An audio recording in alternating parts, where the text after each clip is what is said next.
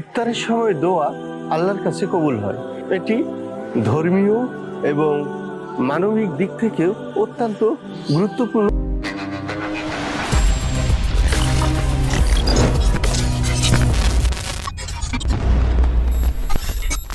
আসসালামু আলাইকুম। রমজান মাসে ইফতার এর গুরুত্ব কি?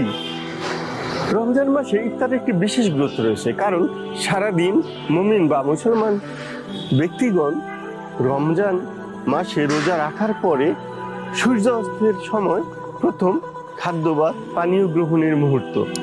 ইফতার শুধু শারীরিক পুষ্টির দিক থেকেই নয়, এটি ধর্মীয় এবং মানবিক দিক থেকেও অত্যন্ত গুরুত্বপূর্ণ এবং তাৎপর্যপূর্ণ। ইফতারের সময় আল্লাহর কাছে কৃতজ্ঞতা প্রকাশ করা হয়, কারণ তিনি একমাত্র আল্লাহ আমাদেরকে সেই ধৈর্য এবং শক্তি দিয়েছেন।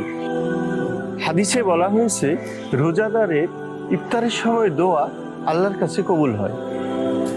ইবনে মাজাহ।